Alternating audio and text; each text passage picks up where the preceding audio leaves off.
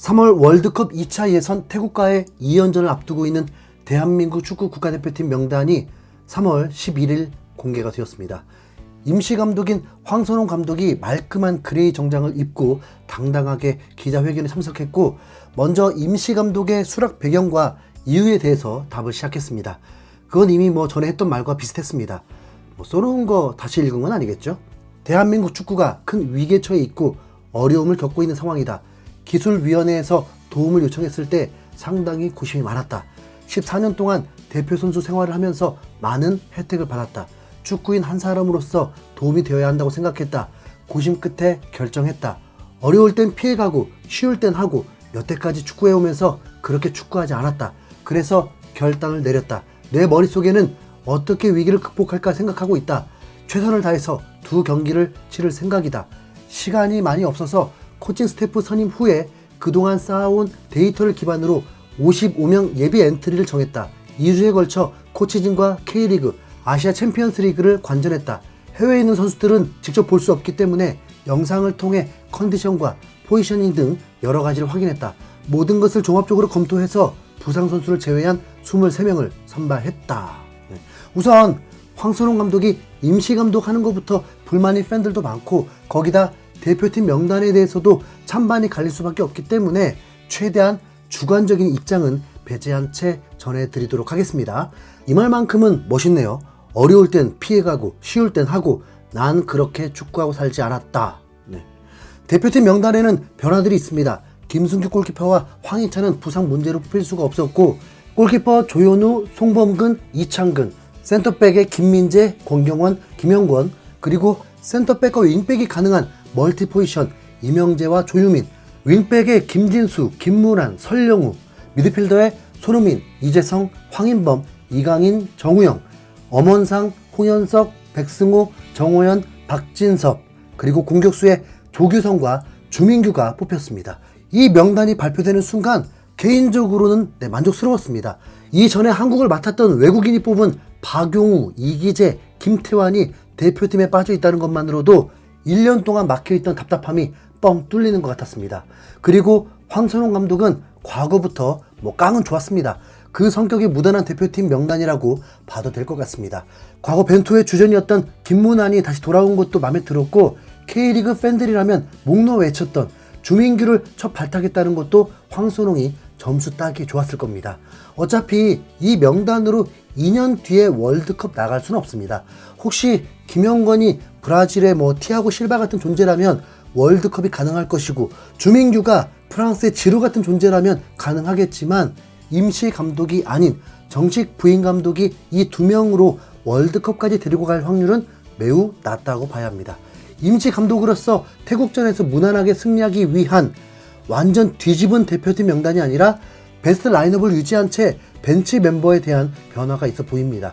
확실한 건 수비형 미드필더가 교체가 되기 때문에 팀 컬러가 확 바뀔 수도 있습니다. 기자회견에서 곧바로 이강인 선발에 대해서 질문이 나왔습니다. 황선홍 감독은 두 선수와 직접 소통을 했다. 이강인은 축구팬 여러분과 팀원들에게 진정성 있는 사과를 하고 싶어 한다.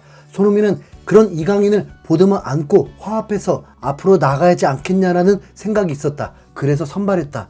이러한 일들이 두 선수만의 문제인가? 그렇게 생각하지 않는다. 그 안에 있는 팀원들, 코칭 스태프, 지원 스태프, 모든 팀원들의 문제다.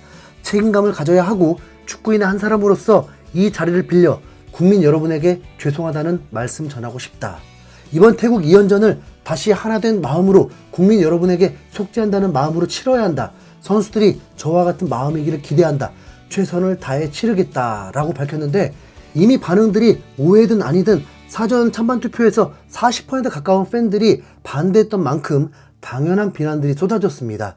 조금 시원했던 건 그때 사태가 이강인에게만 100% 책임이 가는 듯 했는데 팀원, 스태프 모든 이들이라고 했거든요.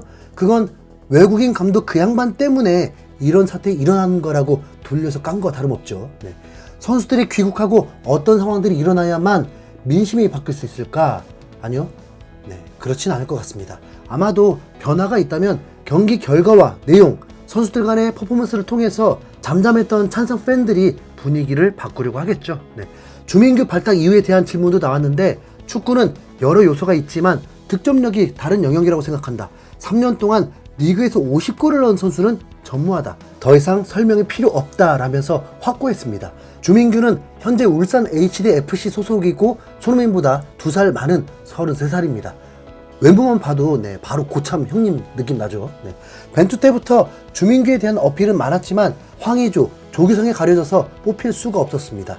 어차피 조규성이 아시안컵 때 많은 비난도 받았다 보니까 이벤트성으로 주민규 선발 카드 한번 써봤으면 좋겠네요.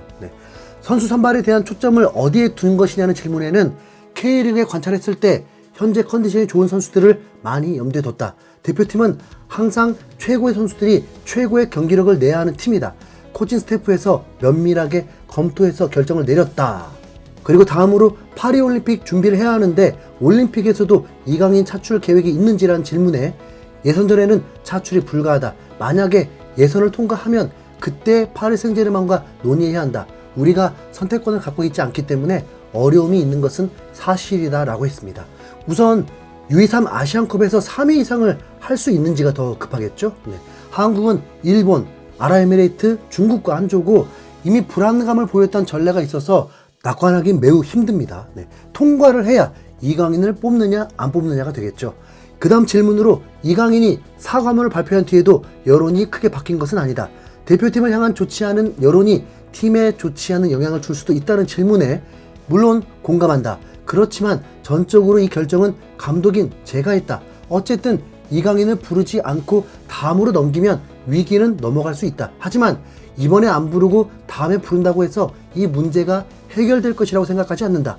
이강인이 한국에 들어오면 언제든 일어날 수 있는 상황이었다. 제가 이 자리에 있는 이유가 감독의 역할이 있지만 또 다른 역할도 있다고 생각한다. 두 선수의 의사소통도 있었다. 선수 경험을 돌이켜 봤을 때 항상 팀적인 문제가 있다고 생각한다. 하지만 풀어지면 다시 단단해질 수 있다. 선수 시절 경험을 했다. 운동장에서 일어나는 일은 운동장에서 최대한 빨리 푸는 것이 가장 좋은 방법이라고 생각한다 라고 했습니다. 우선 이강인이 한국에 들어와서 일어날 일들과 경기 결과에 따라서 여러 변수가 있을 거라 생각하는데 상상도 가지 않습니다. 지켜봐야겠죠. 분명한 건 이를 계기로 한 단계 성장할 수 있는 계기가 되길 바랍니다. 그 다음으로 대표팀 내에서 여러 가지 잡음이 있고 문제 소지가 있다. 단순히 선수들만의 문제가 아닐 수도 있는데 감독님께서 전부 파악을 하고 있는 건지 라는 질문에 고참 선수들과 몇몇 선수와 통화의 일부를 들었다. 우리가 오해하는 부분도 있을 것이다. 안에 있지 않기 때문에 면밀히 파악할 수 없지만 짧은 기간에도 세심하게 들여다볼 것이다.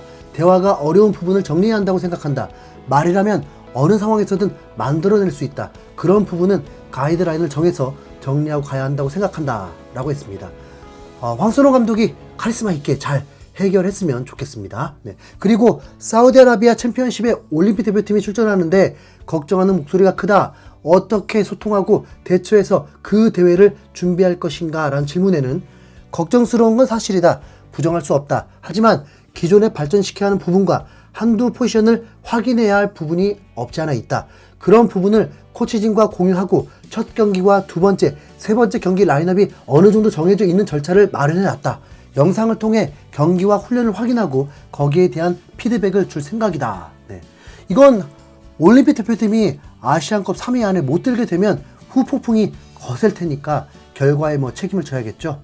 그리고 배준호가 4월 예선에 나가기 어렵다는 관측이 큰데 스토크시티와 대화가 된 것인가 라는 질문에는 튀르키예 전지 훈련이 끝나고 유럽 출장을 이어가면서 셀틱, 세인트밀렌, 스토크시티, 브렌트포드 4팀을 방문했다. 배준호는 예선에 참여시켜주는 것으로 어느 정도 합의했다.